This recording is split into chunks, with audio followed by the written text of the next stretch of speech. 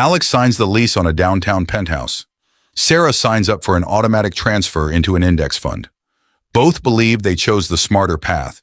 And honestly, both of them have a pretty convincing argument, because one strategy is built on status, experience, and living well right now, and the other is built on patience, compounding, and staying invisible for a very long time. But when you actually track the money over 20 years, the outcome becomes far less obvious than most people expect. So let's make this an honest comparison. Alex and Sarah are both 30 years old. Both earn $120,000 per year. Both have $50,000 saved. Same starting point, same income, same city.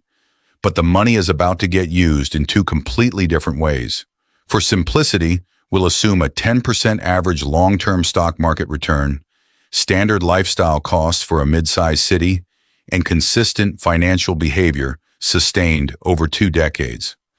Alex decides this is the decade to actually enjoy the income he worked for. He leases a BMW for $1,100 a month. He moves into a luxury high-rise apartment for $3,200 a month, about $1,600 more than a perfectly comfortable apartment nearby. He upgrades his wardrobe, eats at nicer restaurants, and takes 2 or 3 trips a year that actually look good on camera.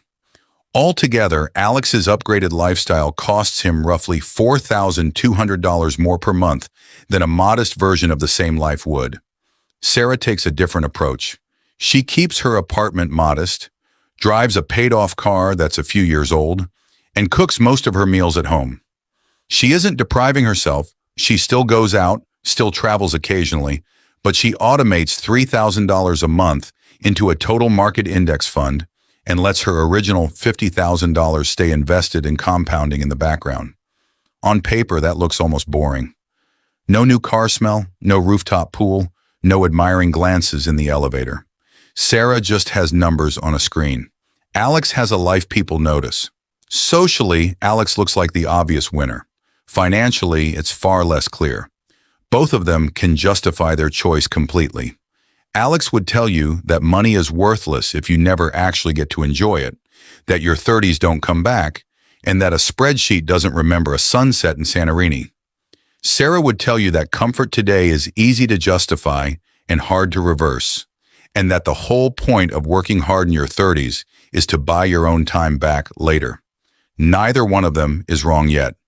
That's what makes this comparison worth tracking closely, checkpoint by checkpoint, instead of judging it in a single snapshot.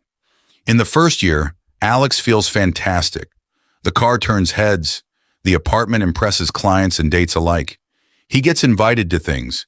Some of his coworkers even whisper that he must be doing really well for himself. There's a real tangible confidence that comes from looking successful, and for Alex, it doesn't feel like an illusion. It feels earned. By the end of year 1, Alex has spent roughly $50,400 more than the modest version of his life would have cost. His original $50,000 in savings is essentially gone, absorbed by security deposits, furniture, a new wardrobe, and the gap between his old spending and his new spending. He's not in debt yet. He's just back to zero, except now his monthly expenses are permanently higher. Meanwhile, Sarah's first year looks almost uneventful. Her $50,000 plus 12 months of $3,000 contributions has grown to roughly $93,000. About $86,000 of that is her own money. Only around $7,000 came from the market itself. It barely feels like anything happened. If you stop the story here, Alex wins by every visible measure. He has the apartment, the car, the social proof. Sarah has a savings account balance that grew by less than the cost of Alex's car lease. This is exactly the kind of moment where most people would assume they know how the story ends. They'd be wrong. Here's what nobody's tracking yet, though, because it hasn't shown up in either of their lives in any visible way. Every dollar Alex spent this year is completely gone. It bought experiences, and those experiences were real, but there's nothing left to sell, borrow against, or grow. Every dollar Sarah set aside is still alive, still working, still sitting inside an asset that doesn't care whether she's paying attention to it or not. That distinction means nothing at year 1. it means almost everything by year 20. By year 3, Alex has fully adjusted to his lifestyle. The $4,200 a month in extra spending doesn't feel like a luxury anymore. It feels like his baseline. This is where something quiet and dangerous starts happening. Lifestyle creep. The upgraded apartment isn't a treat, it's just where he lives. The nicer restaurants aren't special occasions, they're Tuesday. His income has grown slightly with a couple of raises, but so has his spending, at almost exactly the same pace. Alex has now spent well over $150,000 beyond what a modest lifestyle would have cost him. All consumed, none of it building anything he owns outright. His savings account holds a few $1,000s. He has no investments. If his job disappeared tomorrow, his runway would be measured in weeks, not years.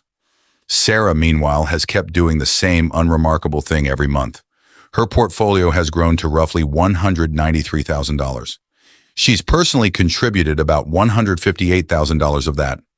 Only around $35,000 came from growth so far. Compounding is still in its slow and visible phase, the phase where most people give up because it doesn't feel like it's working. Here's the part almost nobody talks about. At this stage, Sarah's net worth is already nearly 40 times larger than Alex's. Not because she's earning more. She isn't. She earns the exact same $120,000. The entire gap exists because of where the money went, not how much of it there was. But Alex still has something working in his favor that's hard to quantify. Confidence, visibility, a lifestyle that opens doors. And for a few more years, that illusion holds up perfectly well. There's also a psychological shift happening on both sides that's worth naming. Alex has started to genuinely believe Sarah is being overly cautious, maybe even wasting her best years being careful with money she can't take with her. Sarah, meanwhile, has started to notice that Alex's stories about work always seem to circle back to money, how expensive things have gotten, how a bonus disappeared before it even landed. Neither of them says anything out loud, but the gap in how secure they each feel is already starting to diverge, long before the gap in their bank accounts becomes obvious to anyone else. By year 5, Alex is thriving on the surface and quietly trapped underneath it. He's gotten a couple of promotions, his income has crept up to around $135,000, but somehow he still has almost nothing saved. Every raise gets absorbed instantly, a slightly bigger apartment, a slightly nicer car when the lease renews, a slightly more expensive vacation because the old one isn't really a vacation anymore. This isn't unusual.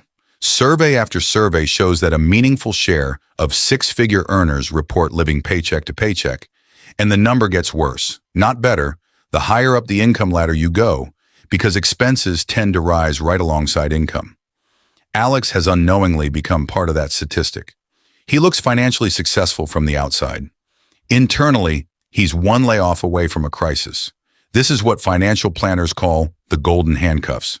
The lifestyle is comfortable enough that leaving the job, changing careers, or taking a risk feels impossible, because the monthly obligations are too high to walk away from. Alex isn't poor. He's just stuck. His income has become the only thing holding up his entire life, and it has to keep arriving every single month, indefinitely. Sarah's story looks almost identical to year 3, just larger. Her portfolio has crossed roughly $315,000. She's contributed about $230,000 of her own money. Close to $85,000 has now come purely from market growth. She still drives the same car. She still lives in the same apartment. Nothing about her daily life looks different from the outside. But for the first time, the compounding is starting to contribute a genuinely meaningful chunk of the growth on its own. Here's the interesting part. Alex has more visible wealth, Sarah has more actual wealth, and the gap between those two things is about to become impossible to ignore. It's worth pausing here because year 5 is exactly the point where most people in Alex's position stop questioning the pattern. The lifestyle has become identity, not just spending. Turning down the nicer apartment now wouldn't just mean a smaller bill, it would mean explaining to friends, coworkers, and even himself why the downgrade happened. That social cost is real, and it's a big part of why lifestyle creep is so hard to reverse once it sets in. It's rarely one big irresponsible purchase. It's 100 small, reasonable-sounding upgrades that quietly become permanent. 10 years in, this is where the story stops being subtle. Alex has now spent, conservatively, around $500,000 more than a modest lifestyle would have cost him over the decade. Almost none of it built equity. Leases don't build equity. Vacations don't build equity. Restaurant meals don't build equity. His net worth after 10 years of a six-figure salary sits somewhere around $20,000 to $30,000, mostly from a modest emergency fund he finally started taking seriously after a scare with a medical bill. He owns no property. He owns no investments of any real size. He owns a car that's worth a fraction of what he's paid into it, and he's currently leasing his fourth one. Sarah's portfolio has crossed roughly $750,000. Her personal contributions over the decade total about $410,000. That means close to $340,000 of her current total came from the market itself, not from her paycheck. For the first time, the growth she didn't have to work for is starting to rival the amount she actually saved. Now, let's actually put the numbers side by side. Same income, same decade, same starting point of $50,000. Alex, net worth in the tens of thousands, dependent entirely on his salary continuing forever. Sarah, net worth approaching $750,000, and for the first time, starting to have genuine options.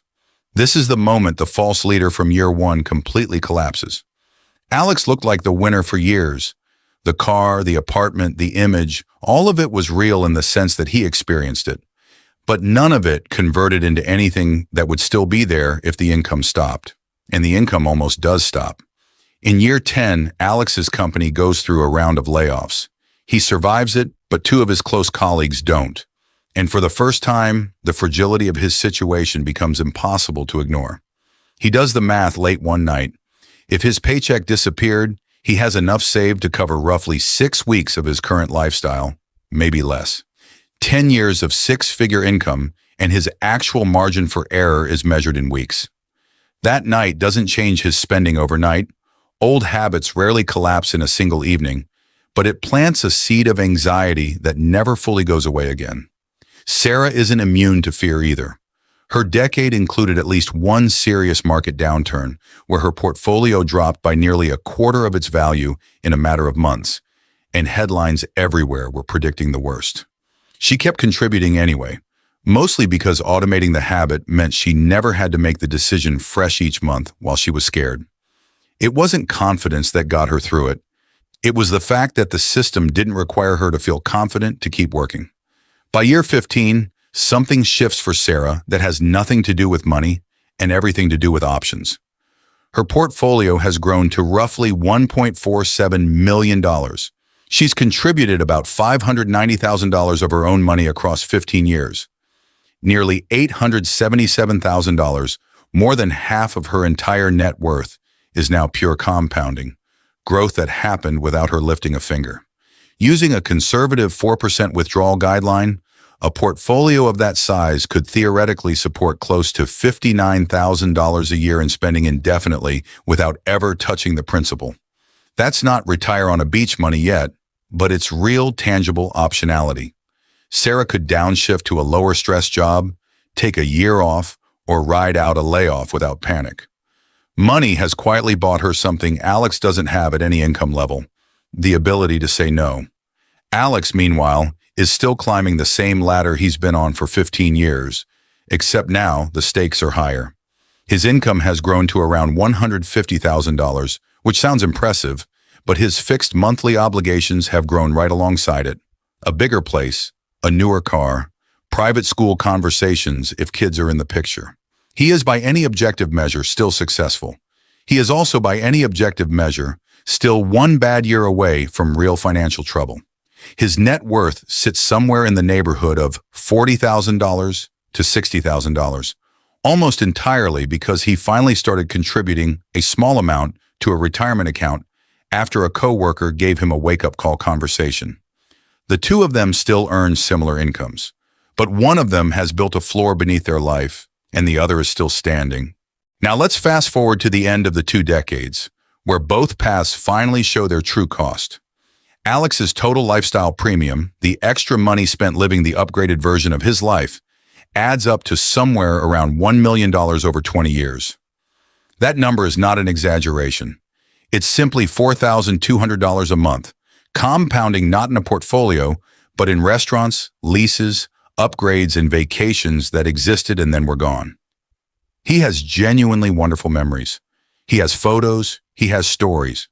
What he does not have is much of anything left over that he can point to as an asset. His net worth after 20 years of six-figure income sits somewhere in the range of $80,000 to $120,000, mostly retirement contributions he started taking seriously in his 40s. Sarah's portfolio, after 20 years of the same unremarkable $3,000 a month habit, has grown to approximately $2.64 million. She personally contributed roughly $770,000 of that across 2 decades. That means nearly $1.87 million, almost 70% of her total wealth, came entirely from compounding. Not from a bigger salary, not from a windfall, just from money left alone, doing what money does when you stop interrupting it. Here's the math laid out plainly. Alex, roughly $1 million spent on an elevated lifestyle, resulting in a net worth around $100,000. Sarah, roughly $770,000 invested into an ordinary index fund, resulting in a net worth around $2.64 million. Same income, same 20 years, a difference of well over $2.5 million, built entirely from the decision of where the money went each month, not how much of it there was. At a 4% withdrawal rate, Sarah's portfolio could now support over $100,000 a year indefinitely, more than her original salary, without her ever working another day if she chose not to. Alex, at 50 years old, still needs his job exactly as much as he did at 30, possibly more, because his expenses have only grown.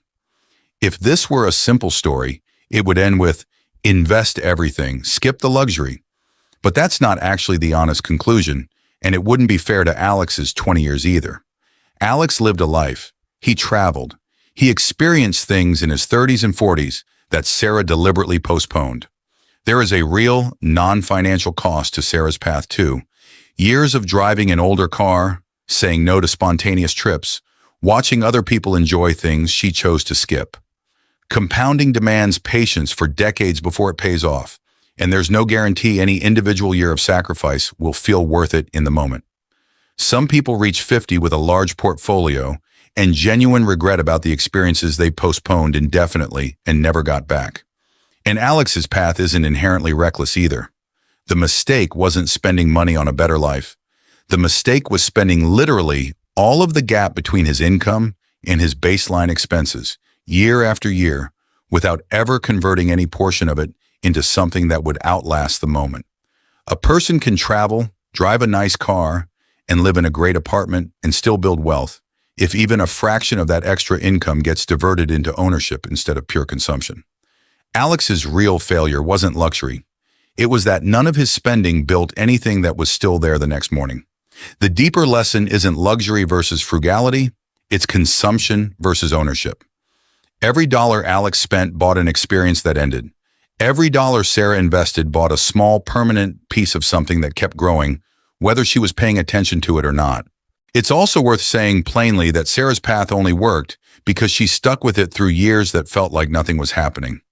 The first several years of her portfolio's history look almost identical to a regular savings account with slightly better interest. Anyone would be forgiven for wondering, 3 or 4 years in, whether the sacrifice was even worth it. The honest answer is that compounding doesn't reward patience evenly. It rewards patience unevenly, paying out almost nothing for years and then paying out disproportionately in the back half. That's exactly why so many people quit right before the part that would have made it all worthwhile, and exactly why Alex's early lead felt so convincing for so long. So which path is actually better? It depends entirely on what you're optimizing for.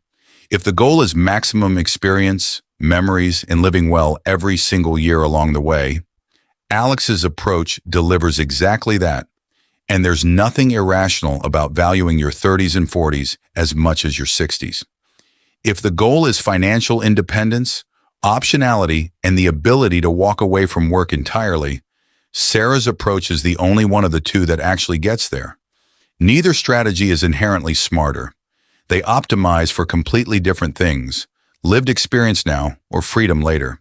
What both paths reveal, though, is the exact same underlying truth. Wealth isn't really built by the size of your income.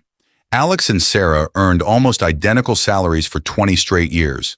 The entire $2.5 million gap between them came from a single repeated decision made every single month.